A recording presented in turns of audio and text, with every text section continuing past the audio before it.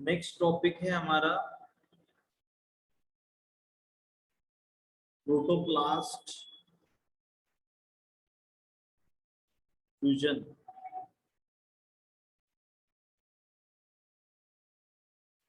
ठीक है,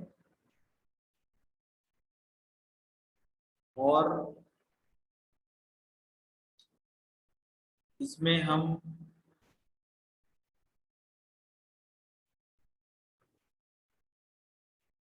protoplast fusion और इसमें पढ़ेंगे सोमैटिक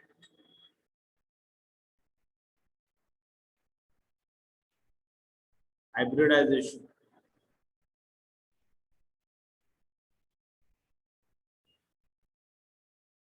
तो फर्स्ट, प्रोटोप्लास्ट का मतलब क्या होता है? ठीक है, जैसे फॉर एग्जांपल हम अगर बैक्टीरियल सेल की बात ले करते हैं, जैसे ये आपका एक बैक्टीरियल सेल है, और बैक्टीरियल सेल जो है इसके पास दो मेम्ब्रेन्स होती है। एक होता है सेल वॉल और दूसरा होता है प्लाज्मा मेम्ब्रेन। सेल वॉल की अगर हम बात करेंगे तो सेल वॉल का कंपोजिशन दो टाइप का होता है। एक होता है आपका सेल वॉल जिसमें पेप्टाइडोग्लाइकन बहुत ज्यादा होता है, और दूसरा है जिसमें पेप्टाइडोग्लाइकन कम होता है। ये सेल वॉल को अगर आप देखोगे तो ये सेल वॉल में आउटर जो स्ट्रक्चर है ये लिपिड से बना होता है, और जो आपका पेरीप्लाज्मिक स्पेस है इसमें होता है पेप्टाइडोग्लाइकन जो आपके आउटर स्ट्रक्चर के साथ इंटरेक्ट करता है। ठीक है, तो ये आपके पास में पेप्टाइडोग्लाइकन होता है। बट जो ये सेल वॉल है इसमें पूरा सेल वॉल आपके पेप्टाइडोग्लाइकन से ही बना होता है। ठीक है, ये पेप्टाइडोग्लाइकन सिर्फ पेरीप्लाज्मिक स्पेस में रहेगा, और इसके नीचे आपका होता है प्लाज्मा मेम्ब्रेन। इसके नीचे भी प्लाज्मा मेम्ब्रेन होता है, बट पेरीप्लाज्मिक स्पेस में कोई भी स्ट्रक्चर नहीं होता। तो इस केस में अगर हम बात करें तो इसका पूरा सेल वॉल ये है, पूरा सेल वॉल ये है, और इस केस में पूरा सेल वॉल ये है। इस टाइप का जो बैक्टीरियल सेल वॉल होता है इस ये प्रेजेंट होता है ग्राम पॉजिटिव बैक्टीरिया। ठीक है, और ये सेल वॉल प्रेजेंट होता है ग्राम निगेटिव। अगर हम ग्राम पॉजिटिव और ग्राम निगेटिव की अगर हम बात करें, ठीक है, ग्राम पॉजिटिव और ग्राम निगेटिव की अगर हम बात करें, और इनको अगर हम पेनिसिलिन से अगर ट्रीट करते हैं, ठीक है, इनको हम पेनिसिलिन से अगर ट्रीटमेंट देते हैं तो पेनिसिलिन जो है इसका काम होता है पेप्टाइडोग्लाइकन को इनहिबिट करना। पेनिसिलिन का काम होता है पेप्टाइडोग्लाइकन को इनहिबिट करना। तो अगर आपका पेप्टाइडोग्लाइकन सिंथेसिस अगर इनहिबिट हो गया दोनों भी बैक्टीरिया, तो इस केस में आपका जो ग्राम निगेटिव बैक्टीरिया है उसके पास बच जाएगा लिपिड, उसके पास में बच जाएगा lipid in the outer membrane. और जो पेरीप्लाज्मिक स्पेस था जहां पे आपके पास पेप्टाइडोग्लाइकन था वो पेप्टाइडोग्लाइकन यहाँ पे नहीं रहेगा। ठीक है, उसके बाद अगर हम बात करते ग्राम पॉजिटिव की तो इसके पास पेप्टाइडोग्लाइकन नहीं रहेगा जो आउटर मेम्ब्रेन में मतलब सेल वॉल में था। इसके पास में सिर्फ बच जाएगा आपका प्लाज्मा मेम्ब्रेन। ठीक है, तो ये प्लाज्मा मेम्ब्रेन आपके पास बच गया। इन case of gram positive and gram negative. But gram negative bacteria का सेल वॉल अगर आप देखोगे तो इसके पास में क्या बचा है, जो सेल वॉल का आउटर लेयर था लिपिड का वो बचा हुआ है। तो जिस सेल के पास में प्लाज्मा मेम्ब्रेन होता है बट सेल वॉल नहीं होता, उसको बोला जाता है प्रोटोप्लास्ट। उसको हम क्या बोलेंगे, प्रोटोप्लास्ट। तो पेनिसिलिन अगर आप ग्राम पॉजिटिव के अगेंस्ट में यूज करते हो तो वो प्रोटोप्लास्ट फॉर्म करता है। बट अगर पेनिसिलिन आप अगर ग्राम निगेटिव बैक्टीरिया के अगेंस्ट में यूज करते हो तो वो पूरा सेल वॉल को डैमेज नहीं करता, वो सिर्फ पेरिप्लाज्मिक स्पेस में जो पेप्टाइडोग्लाइकन है उसको ही, उसके ऊपर ही इफेक्ट ला रहा है।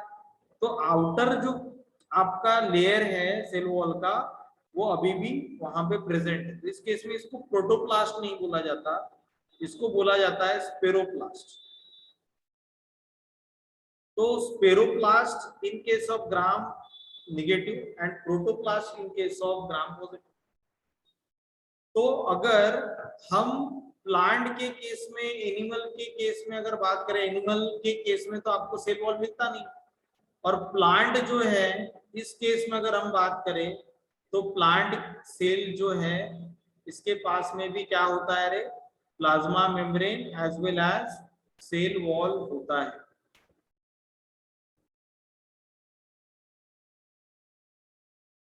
तो ये आपका cell wall as well as plasma membrane आपके ये प्लांट सेल के पास में प्रेजेंट, ठीक है। तो इसका भी अगर आपने सेल वॉल रिमूव कर दिया, आपके पास सिर्फ प्लाज्मा मेम्ब्रेन बचा है, सेल वॉल आपने गायब कर दिया, तो इसको बोलेंगे अपन प्रोटोप्लास्ट। तो प्रोटोप्लास्ट का मतलब क्या, cell without cell wall, cell without cell wall, उसको अपन क्या बोलेंगे, सेल विदाउट सेल वॉल, उसको हम बोलेंगे प्रोटोप्लास्ट, ठीक है। अब प्रोटोप्लास्ट की अगर हम बात करते हैं, ठीक है, प्रोटोप्लास्ट की अगर हम बात करते हैं तो ये आपका वायबल सेल होता है अगर आपने उसको आइसोटेनिक कंडीशन में मेंटेन रखा। आइसोटेनिक कंडीशन का मतलब क्या है, बाहर और अंदर का सोल्यूट कंसंट्रेशन आपका अगर सेम है, इक्वल है, तो वो आपका सर्वाइव कर जाएगा, ठीक है। उसके बाद में नेक्स्ट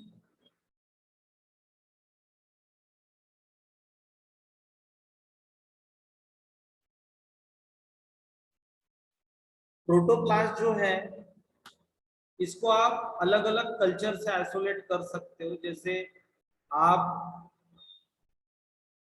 प्रोटोप्लास्ट जो है इट इज आइसोलेटेड फ्रॉम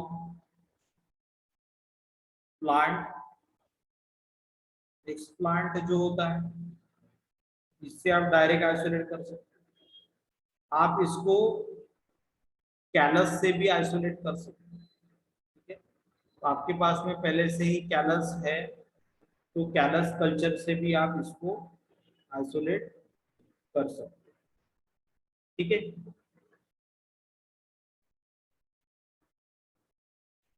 इसके अलावा आप इसको सस्पेंशन कल्चर से भी आइसोलेट कर सकते हो।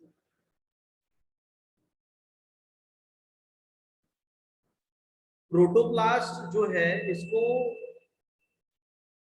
डेवलप करने के लिए आपको सेल वॉल को रिमूव करना पड़ेगा। तो सेल वॉल जो है इसको रिमूव करने के लिए आप मैकेनिकल या केमिकल मेथड यूज कर सकते हो। तो removal of cell wall by mechanical method,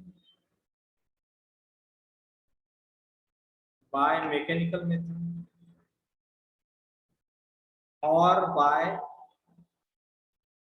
chemical method. Chemical method की अगर बात करें तो हम प्लांट टिश्यू कल्चरिंग पढ़ रहे हैं, तो जो भी सेल वॉल में आपका कंपोनेंट्स होते हैं जैसे सेलुलोज है तो उसके अगेंस्ट में आपको यूज करना पड़ेगा सेलुलेस। उसके बाद में हेमी सेलुलोज है तो उसके अगेंस्ट में आपको यूज करना पड़ेगा हेमी सेलुलेस। उसके बाद में पेक्टिन है तो उसके अगेंस्ट में यूज करना पड़ेगा पेक्टिनेज। ठीक है, तो जो भी पेक्टिनेज है, सेलुलेज है, हेमीसेलुलेज है, इसको आप यूज कर सकते हो सेल वॉल को डिजेनरेट करने के लिए या डाइजेस्ट करने के लिए। ठीक है, उसके बाद में नेक्स्ट मैकेनिकल मेथड में जो भी आपका नाइफ होता है, ठीक है, तो अल्ट्रा नाइफ को यूज करके आप सेल वॉल को यूज कर सकते हो।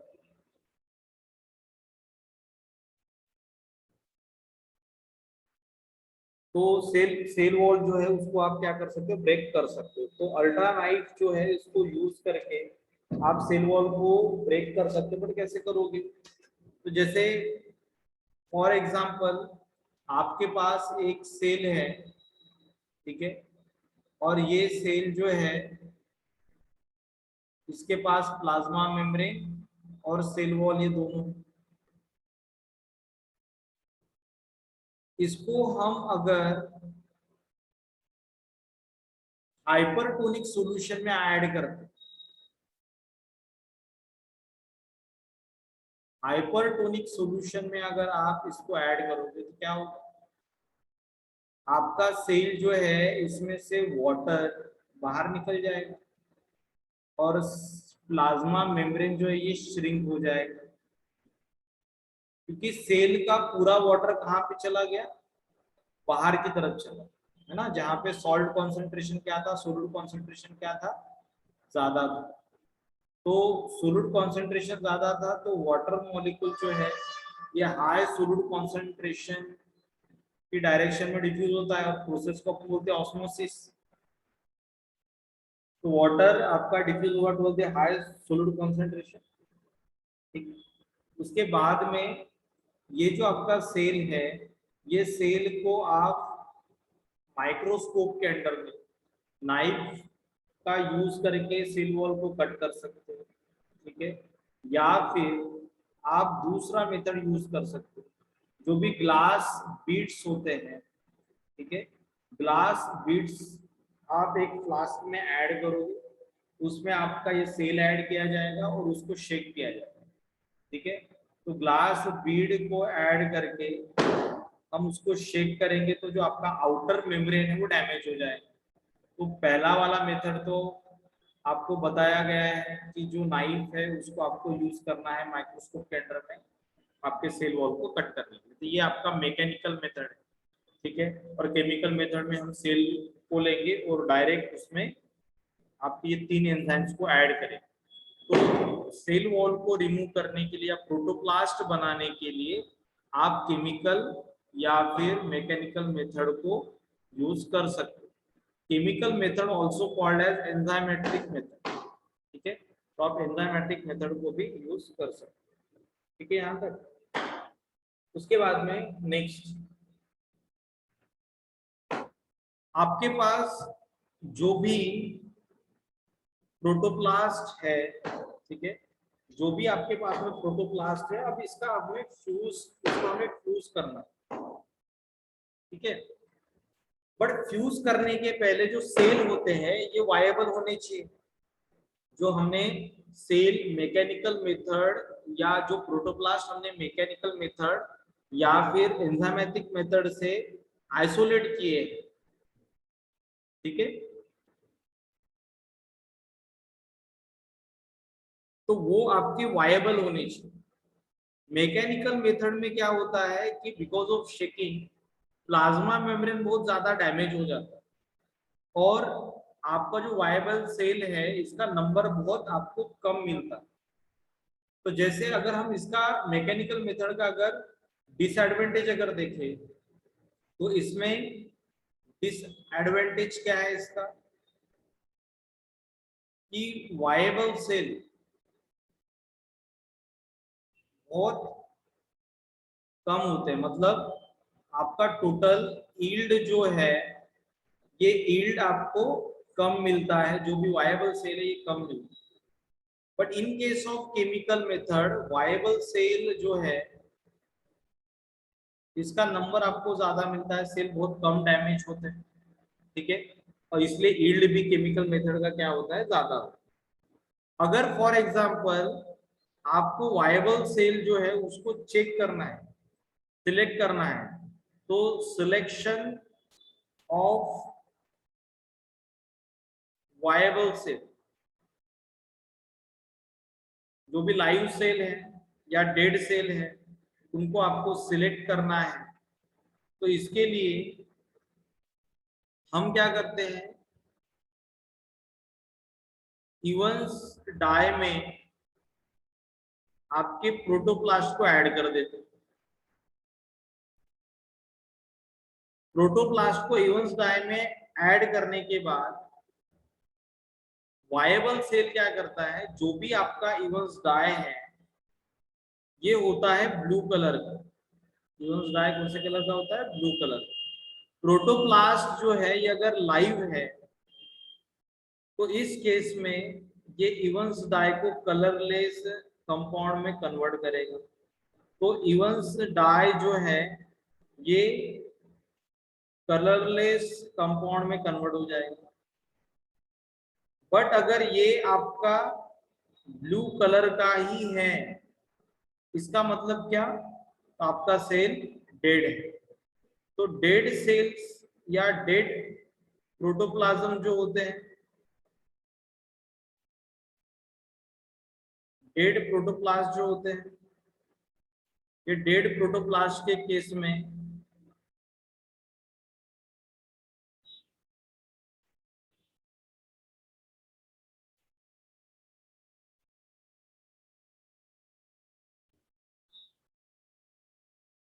डेड प्रोटोप्लास्ट के केस में आपको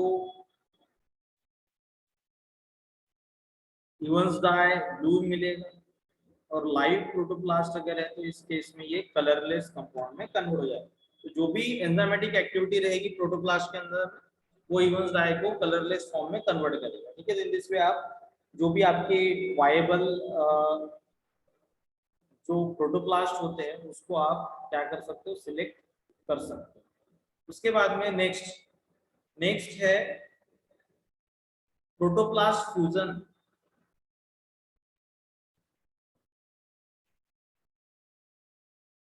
प्रोटोप्लास्ट फ्यूजन की अगर हम बात करते हैं तो नॉर्मली दो प्रोटोप्लास्ट को अगर हम फ्यूज करेंगे, ठीक है, ऐसा नहीं है कि दो प्रोटोप्लास्ट हमने आइसोलेट कर लिए अब प्रोटोप्लास्ट को मिक्स कर दो तो फ्यूज हो जाएंगे।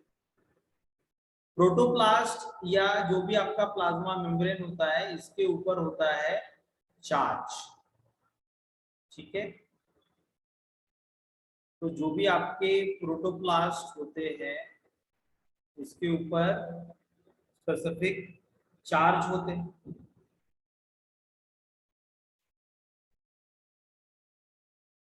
ठीक है। बिकॉज आपका जो भी मेम्ब्रेन होता है इसके ऊपर जो भी फॉस्फोलिपिड्स होते हैं उसके कारण आपका टोटल चार्ज आता है इसके ऊपर नेगेटिव। तो अगर दो प्रोटोप्लास्ट है और इसके ऊपर नेगेटिव चार्ज है तो ये दोनों के बीच में रिपल्शन होता है। तो जब तक आप इनको ट्रीट नहीं करोगे, इनका जो चार्ज है इसको न्यूट्रलाइज नहीं करोगे, ठीक है, तब तक ये दोनों प्रोटोप्लास्ट फ्यूज नहीं। तो हम क्या करते हैं, इनको फ्यूजोजेनिक फ्यूजोजेनिक एजेंट्स में ऐड करते हैं, ठीक है। फ्यूजोजेनिक एजेंट जो है इसके बहुत सारे एग्जांपल्स हैं और मोस्टली यूज किया जाता है पॉलीइथिलीन ग्लाइकॉल, ठीक है। उसके बाद में आप पॉलीइथिलीन ग्लाइकॉल जो है इसके अलावा आप कैल्शियम नाइट्रेट को यूज कर सकते हैं, आप हाई पीएच को यूज कर सकते हैं, आप कैल्शियम आयन को भी यूज कर सकते हैं, या फिर आप डेक्स्ट्रन को भी यूज कर सकते हैं। ठीक है, तो फ्यूजोजेनिक एजेंट जो है इसके प्रेजेंस में आपके जो चार्ज है ये क्या हो जाएंगे, न्यूट्रलाइज हो जाएंगे। तो जो दो प्रोटोप्लास्ट है इसके ऊपर के चार्ज आपके न्यूट्रलाइज्ड हो गए, और चार्ज अगर आपके न्यूट्रलाइज्ड होते हैं तो उस केस में ये दोनों का क्या हो जाएगा, फ्यूजन हो जाएगा।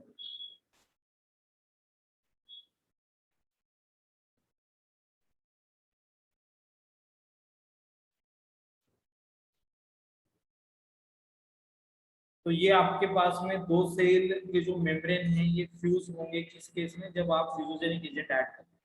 तो फ्यूजोजेनिक एजेंट का काम क्या होता है, फ्यूजोजेनिक एजेंट का काम होता है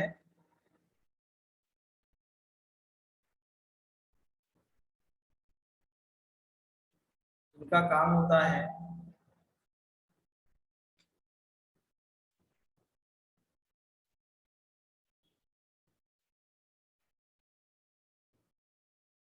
न्यूट्रलाइज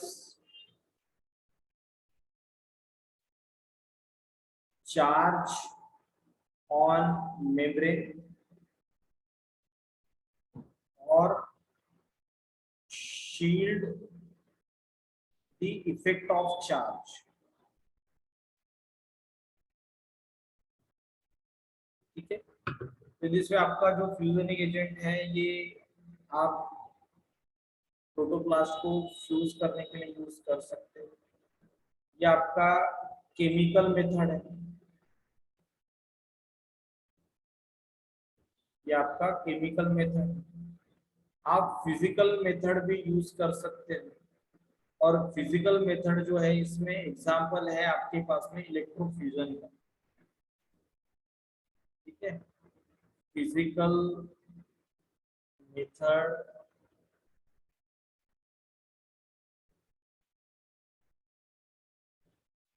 में एग्जांपल है इलेक्ट्रोफ्यूजन, जिसमें अलग अलग इलेक्ट्रिक फील्ड को यूज किया जाता है। ठीक है, या इलेक्ट्रोपोरेशन।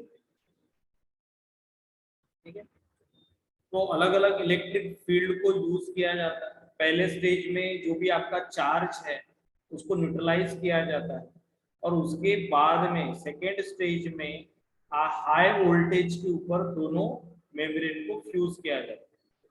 ठीक है,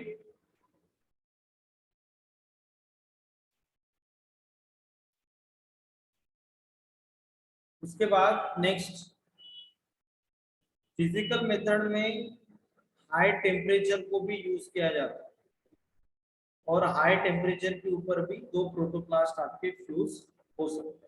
ठीक है, तो दो सेल को फ्यूज करने के लिए आप केमिकल मेथड और फिजिकल मेथड को यूज कर सकते हैं। तो मेरे पास में एक सेल है,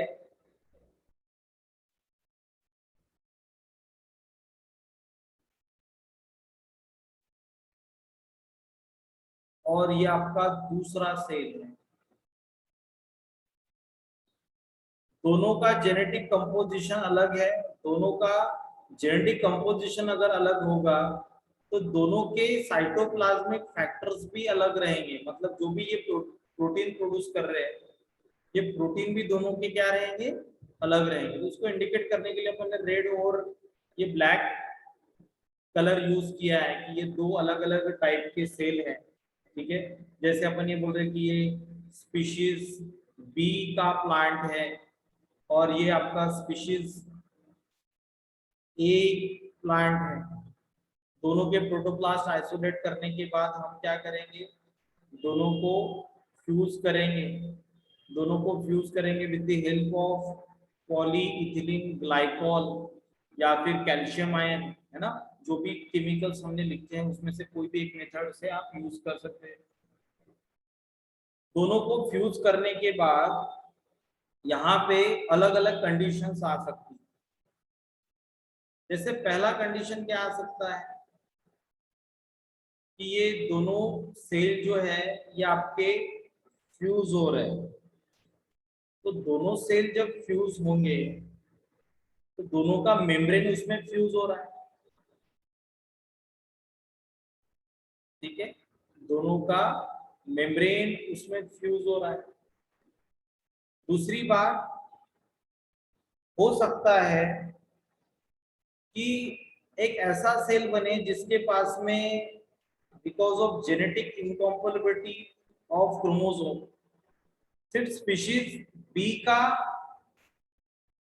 क्रोमोसोम बच जाए या न्यूक्लियस बच जाए, ठीक है, बट जो भी आपके साइटोप्लाज्मिक फैक्टर्स हैं, ये साइटोप्लाज्मिक फैक्टर्स आपके दोनों सेल के आगे, दोनों सेल के आगे मतलब black cytoplasmic factor and red cytoplasmic factor दोनों आगे, बट न्यूक्लियस कोई भी एक ही सेल से आया है। तो इसमें सिर्फ आपको क्या दिख रहा है, साइटोप्लाज्म का हाइब्रिड दिख रहा है, न्यूक्लियस का हाइब्रिड नहीं दिख रहा है। तो इसलिए उसको बोला जाता है साइब्रिड। साइब्रिड मतलब हाइब्रिडाइजेशन ऑफ साइटोप्लाज्म। कुछ सेल ऐसे मिलेंगे जिसमें आपका जो न्यूक्लियस है, ये न्यूक्लियस तो फ्यूज नहीं हुआ है, न्यूक्लियस तो फ्यूज नहीं हुआ है, बट साइटोप्लाज्म जो है ये आपका फ्यूज हो गया है। बट न्यूक्लियस आपके पास दोनों सेल के हैं, स्पीशीज ए का भी है, ठीक है, और स्पीशीज बी का भी है। तो ये आपका स्पीशीज बी का भी है। तो कुछ सेल ऐसे भी बन सकते हैं जिसमें न्यूक्लियस आपका फ्यूज हो गया है, न्यूक्लियस आपका फ्यूज हो गया है। अगर न्यूक्लियस आपका फ्यूज हुआ है, ठीक है, न्यूक्लियस आपका अगर फ्यूज हुआ है तो इस सेल को बोला जाता है सिन कैरियन। सिन कैरियन का मतलब जिसका न्यूक्लियस फ्यूज हो चुका है, हाइब्रिड फॉर्म में बना। उसके बाद में इसमें भी साइटोप्लाज्म तो आपका फ्यूज होगा ही, मतलब साइटोप्लाज्मिक फैक्टर्स भी दोनों के मिक्स रहेंगे, ठीक है। और जिस केस में आपका साइटोप्लाज्म फ्यूज हुआ है बट न्यूक्लियस फ्यूज नहीं हुए हैं, इसको बोला जाता है हेटेरोकैरियोन। मतलब न्यूक्लियस जो है ये अभी भी क्या है, ये अभी भी अलग अलग है, तो इसको हम बोलेंगे हेटेरोकैरियोन, ठीक है। यहाँ तक तो सिन कैरियोन, हेटेरोकैरियोन, सिन कैरियोन, हेटेरोकैरियोन एंड साइब्रिड, ठीक है। साइब्रिड मतलब साइटोप्लाज्म फ्यूज होना, सिन कैरियन मतलब न्यूक्लियस फ्यूज होना, और हेटेरोकैरियन मतलब साइटोप्लाज्म तो फ्यूज है बट न्यूक्लियस फ्यूज नहीं हुए। उसके बाद में नेक्स्ट की सिन कैरियन जो है, ये सेल को हम सिलेक्ट करेंगे। सिन कैरियन सेल को सिलेक्ट करने के बाद में इसको मीडियम के ऊपर आप कल्चर करोगे तो यहाँ पे कैलस डेवलप होगा। कैलस डेवलपमेंट के बाद में इससे आपका बनेगा सोमैटिक एम्ब्रियो, इससे बनेगा आपका सोमैटिक एम्ब्रियो, और सोमैटिक एम्ब्रियो जो है इससे आपका बनेगा हाइब्रिड प्लांट, ठीक है। तो in this way hybrid plant जिसमें स्पीशीज ए प्लस बी ये दोनों का वेराइटी आ रहा है, ठीक है। जैसे अपने बोला कि स्पीशीज ए सॉल्ट टॉलरेंट है, स्पीशीज बी टेम्परेचर टॉलरेंट है, तो दोनों प्रॉपर्टी इसके पास में आ गई। बट क्वेश्चन ये है कि हमें क्या करना पड़ेगा रे, सिलेक्शन करना पड़ेगा किसका, सिन कैरियन का, ठीक है ना। तो सिन कैरियन का सिलेक्शन अगर आपको करना है, सिन कैरियन का अगर आपको सिलेक्शन करना है, तो सिलेक्शन ऑफ सिन कैरियन, तो सिलेक्शन अगर करना है तो इसके लिए अलग अलग मेथड्स यूज किए जाते हैं। इसके लिए आप फ्लोरोसेंट एक्टिवेटेड सेल सॉर्टिंग, जिसमें आपका जो सेल है इसके ऊपर, आपके सेल के ऊपर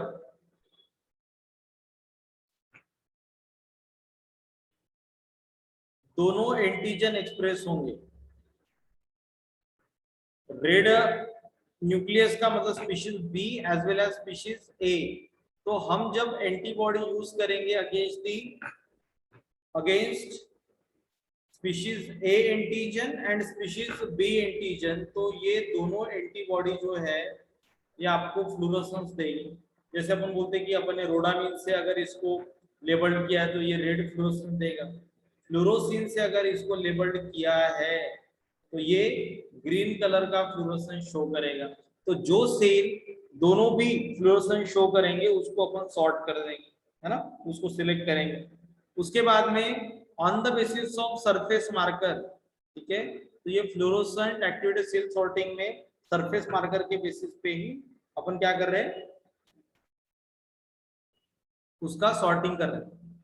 साइटोप्लाज्मिक साइटोप्लाज्मिक वेट, जिसका साइटोप्लाज्मिक वेट ज्यादा है वो आपका सिन कैरियन होता है, ठीक है। तो सिलेक्शन मीडियम को भी आप यूज करके क्या कर सकते हैं, सिलेक्शन मीडियम को भी यूज करके आप क्या कर सकते हो, सिन कैरियन को सिलेक्ट कर सकते हो। जैसे टेम्परेचर टेम्परेचर जो आपका टॉलरेंट प्लांट है, इसका न्यूक्लियस जिसके पास में रहेगा वो टेम्परेचर के अगेंस्ट में रेजिस्टेंस रहेगा, जिसके पास में नहीं रहेगा वो सेंसिटिव हो जाएगा। वैसे ही सॉल्ट के केस में तो आप अलग अलग सिलेक्शन मीडियम यूज करके यहाँ पे क्या कर सकते हो, सिलेक्शन कर सकते हो, ठीक है। उसके बाद में नेक्स्ट, अगर प्रोटोप्लास्ट फ्यूजन की अगर हम बात करते तो इसके एडवांटेज बहुत सारे हैं, ठीक है। इसके हमारे पास में एडवांटेजेस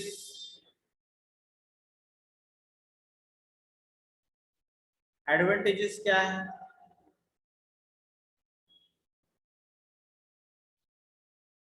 तो सोमैटिक हाइब्रिडाइजेशन से आप जो आपका टेट्राप्लॉइड्स होते हैं, टेट्राप्लॉइड्स मतलब twice N plus twice N, है ना, तो टेट्राप्लॉइड प्लांट्स को आप आइसोलेट कर सकते हो। जैसे आपके पास एक प्लांट जो है ये ट्वाइस एन वाला है, दूसरा प्लांट ट्वाइस एन वाला है, इसके पास में भी 16 क्रोमोसोम है, इसके पास में भी 16 क्रोमोसोम है। दोनों को जब आप फ्यूज करोगे तो आपके पास में बन जाएगा कितना रे, आपके पास में 32 क्रोमोसोम्स, मतलब ये हो गया 4n, ठीक है। और उसके बाद में एम्पी डिप्लॉइड, मतलब क्रोमोसोम नंबर अगर आपके पास में सेम नहीं है फिर भी उनको फ्यूज कर रहे हो तो वो आपका एम्पी डिप्लॉइड हो जाएगा। उसके बाद में नेक्स्ट,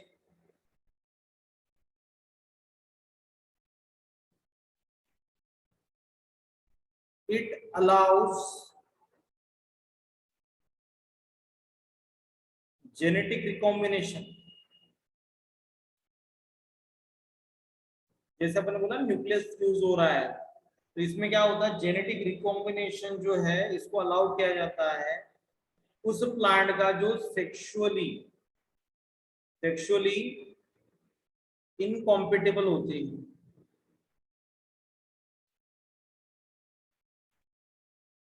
ठीक है। तो सेक्सुअली इनकॉम्पिटेबल प्लांट जो है इसका आप क्या कर सकते हो, जेनेटिक रिकॉम्बिनेशन कर सकते हो। उसके बाद में हाइब्रिड वेराइटी,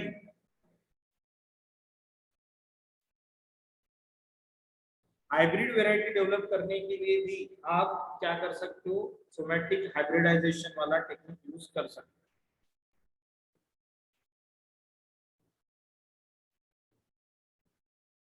तो इन दिस वे यहाँ पे अलग अलग जो प्लांट है इसमें इसका आप इम्प्रूवमेंट कर सकते हो। जैसे कोई डिसीज रेजिस्टेंट प्लांट डेवलप करना है आपको, है ना, तो डिसीज रेजिस्टेंट हाइब्रिड वेराइटी में हमने वही पढ़ा है कि पोटैटो का प्लांट है जिसको आप जिसका प्रोडक्शन भी आपको बढ़ाना है और डिसीज रेजिस्टेंस भी बनाना है या इंसेक्ट रेजिस्टेंस बनाना है, तो एक वेराइटी ऐसी है आपके पास में जो इंसेक्ट रेजिस्टेंस है बट यील्ड ज्यादा नहीं देती, दूसरी वेराइटी ऐसे जो यील्ड ज्यादा देती है बट इंसेक्ट रेजिस्टेंस नहीं है, तो दोनों को फ्यूज कर दो तो आपके पास में दोनों प्रॉपर्टी आ जाएगी, यील्ड भी ज्यादा वो हो जाएगी आपकी और इंसेक्ट रेजिस्टेंस भी हो जाएगी। ठीक है, तो इन दिस वे आपका ये हो गया सोमैटिक हाइब्रिडाइजेशन। ठीक है, उसके बाद में नेक्स्ट है कि सभी टिश्यू कल्चरिंग जब आप करते हो प्लांट टिश्यू कल्चरिंग, तो टिश्यू कल्चरिंग का एक एडवांटेज होता है। क्या एडवांटेज होता है रे? कि जो भी टिश्यू कल्चरिंग में हम प्लांट्स बनाते हैं तो एक एक्सप्लांट भी है आपके पास में, तो हम उससे बहुत सारे प्लांट्स बना सकते हैं, क्लोन्स बना सकते हैं। क्लोन्स मतलब जिनका जेनेटिक कंपोजिशन सेम है। तो अगर मेरे पास में एक एक्सप्लांट मैंने लाया है और ये एक्सप्लांट को मैं अगर कल्चर करता हूं, तो इसका कल्चरिंग करने के बाद इसका डेवलपमेंट मैं कैलस में करूंगा। कैलस मतलब मास ऑफ अनडिफरेंशिएटेड सेल, और कैलस से अलग अलग टेक्निक से हम क्या कर सकते हैं, क्या कर सकते हैं, क्लोन्स बना सकते हैं, है ना। तो हम क्या कर सकते, क्लोन्स बना सकते, मतलब नंबर ऑफ प्लांट्स बना सकते हैं।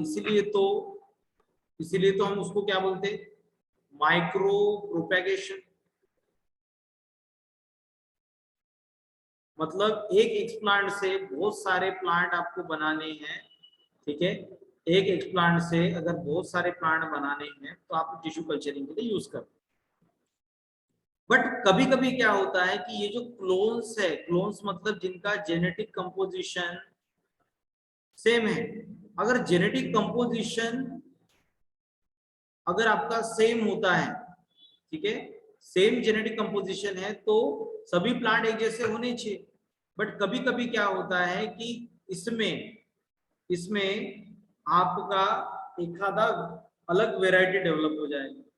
जैसे आपके पास माइक्रो प्रोपेगेशन में बहुत सारे प्लांट बनाए, तो 1000 प्लांट्स बनाए आपने, 1000 क्लोन्स बनाए, और 1000 क्लोन्स में एक वेरिएशन आ गया। एक क्या आ गया, वेरिएशन। तो हमारा रेशो कितना हो गया रे, 1000 में एक वेरिएशन आ गया। जैसे अपन एक एग्जांपल लेते कि हमें सारे के सारे डॉर्फ मैंगो के प्लांट बनाने, और इसलिए अपने डॉर्फ प्लांट का एक्सप्लांट लिया, उससे सारे प्लांट बनाने स्टार्ट कर दिए इन टिश्यू कल्चर। तो यहाँ पे 1000 प्लांट में आपका एक जो है ये टॉल प्लांट आ गया। अब ये टॉल प्लांट कहाँ से आया होगा, तो हमने तो जेनेटिक कंपोजिशन डॉर्फ वाले का लिया है, क्योंकि हमने जो प्लांट का एक्सप्लांट लिया था वो डॉर्फ था, मतलब उसका जीनोटाइप स्मॉल टी वाला था। तो सारे जो आपके प्लांट है इसका जीनोटाइप स्मॉल टी है, सिर्फ अकेला 1000 के पीछे एक जो है इसका जीनोटाइप में चेंजेस हो गया। तो ये एक तो हेट्रोजाइगस होगा या होमोजाइगस होगा, तो ये किसकी वजह से होगा, इसको बोला जाता है सोमा क्लोनल वेरिएशन। इसको अपन क्या बोलते रहे, सोमा क्लोनल वेरिएशन। मतलब जब भी हम टिश्यू कल्चरिंग करते हैं तो उसमें कहीं ना कहीं पे क्या होता है कि एक आधा प्लांट जो है उसमें वेरिएशन आ जाता है, और उसको अपन बोलते हैं सोमा क्लोनल वेरिएशन। और सोमा क्लोनल वेरिएशन जो है ये अलग अलग रीजन के कारण होता है। किसके कारण हो सकता है? तो ये आपका किसके कारण होगा कि आपके पास में जो जीनोटाइप था वो स्मॉल टी वाला था, स्मॉल टी वाला था। इसमें इसमें एक आधे जीन में अगर म्यूटेशन हो गया, ठीक है, एक आधे जीन में अगर म्यूटेशन हो गया और वो म्यूटेशन की वजह से ये आपका कैपिटल टी में कन्वर्ट हो गया, तो उस तो आपका जीनोटाइप बन गया हेट्रोजाइगस, और हेट्रोजाइगस जीनोटाइप में फिनोटाइप आ जाता है आपका टॉल। तो सोमा क्लोनल वेरिएशन किसकी वजह से आ सकता है? बिकॉज ऑफ म्यूटेशन, ठीक है, बिकॉज ऑफ म्यूटेशन, ठीक है। उसके बाद में आपका जो सोमा क्लोनल वेरिएशन है ये म्यूटेशन के कारण कब आ सकता है? जब आपका एक्सप्लांट जो है, एक्सप्लांट का क्वालिटी के ऊपर ये डिपेंड करता है। जैसे ये बहुत पुराना एक्सप्लांट है या फिर अपन उसको यूवी रेडिएशन में रखा है, तो उसकी वजह से अगर कोई एक आधा सेल में जीन म्यूटेशन हो गया तो उससे बनने वाले जितने भी आपके क्लोन्स रहेंगे वो सभी के सभी आपके म्यूटेटेड रहेंगे, ठीक है। उसके बाद में रिकॉम्बिनेशन हो सकता है,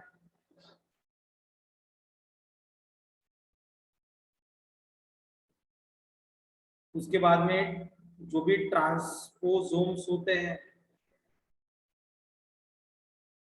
इसकी एक्टिविटी के कारण भी आपका वेरिएशन आ सकता है, या फिर म्यूटाजेनिक एजेंट, म्यूटाजेनिक एजेंट अगर वहां पे प्रेजेंट है आपके मीडिया में तो उस केस में भी आपका सोमोक्लोनल वेरिएशन आ सकता है, ठीक है। तो इन दिस वे आपके पास जो सोमोक्लोनल वेरिएशन है, सोमोक्लोनल वेरिएशन म्यूटेशन के कारण, एक्सप्लांट की क्वालिटी के कारण जो भी इंक्यूबेशन का कंडीशन होता है वो उसमें अगर चेंजेस होते हैं तो उसके कारण हो सकता है, ट्रांसपोसोम्स की एक्टिविटी के कारण हो सकता है, या फिर रिकॉम्बिनेशन के कारण हो सकता है। तो सोमोक्लोनल वेरिएशन का मतलब होता है कि अगर आप जो भी टिश्यू कल्चरिंग में क्लोन्स बना रहे हो, माइक्रो प्रोपेगेशन कर रहे हो, तो उसमें सारे क्लोन्स में अगर एक आधा अलग वेराइटी डेवलप हो जाता है तो उसको बुलाया जाता है सोमोक्लोनल वेरिएशन, और वो टिश्यू कल्चरिंग में होता है, ठीक है, अगर ये कंडीशंस हो तो, ठीक है। तो इन दिस वे आपका जो प्लांट टिश्यू कल्चर है ये खत्म हो गया। कल अपन नेक्स्ट वीडियो में अपन एनिमल टिश्यू कल्चर जो है उसको पढ़ेंगे।